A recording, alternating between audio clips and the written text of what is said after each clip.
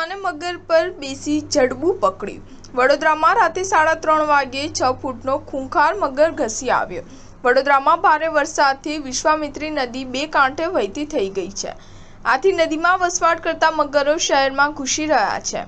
ગઈકાલે રાત્રે 3:30 વાગ્યાની આસપાસ અનખોલ ગામમાં એક 6 ફૂટનો મહાકાય મગર ફળિયામાં ઘૂસી આવ્યો હતો। આથી સ્થાનિક લોકો ગભરાઈ ગયા હતા અને વન વિભાગને જાણકારી આપી હતી। જોકે સૃષ્ટિ નેચર ફાઉન્ડેશનની ટીમ દોડી આવી હતી। ટીમે મગરના મોઢા પર પહેલા કોથળો ઢાંકી દીધો હતો। બાદમાં 3 યુવાન ધપ કરીને મગર પર એકસાથે બેસી જતા મગર ઊંચો થઈ શક્યો નહોતો અને તેનું જડબું પણ પકડી લીધું હતું। આ દિલધડક રેસ્ક્યુનો વિડીયો સામે આવ્યો છે। રેસ્ક્યુ કરી મગરને વન વિભાગને સોંપવામાં આવ્યો છે। આ મહાકાય મગર માનવ વસ્તીમાં ઘૂસી આવતા લોકોમાં અફરાતફરી મચી ગઈ હતી।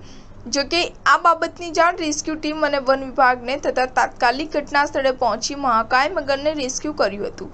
થોડા દિવસ અગાઉ જલારામ નગર પાસે નદી કિનારે ઘર પાસે ભૂંડનો મહાકાય મગરે શિકાર કર્યો હતો, જેનો વિડીયો પણ સામે આવ્યો હતો। હાલમાં વરસાદ બંધ છે, પરંતુ શહેર સહિત જિલ્લામાં મગર લટાર મારતા નજરે પડી રહ્યા છે।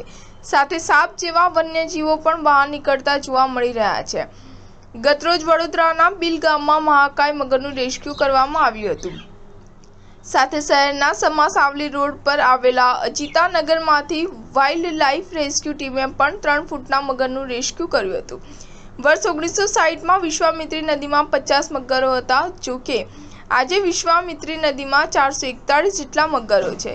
વડોદરા જિલ્લાના વિશ્વામિત્રી નદી ઉપરાંત દેવ, ઢાઢર અને વિવિધ તળાવોમાં કુલ મળીને 1000 કરતાં પણ વધુ મગરો છે। સ્ટાર ન્યૂઝ 7 હંમેશા સચ્ચાઈની સાથે।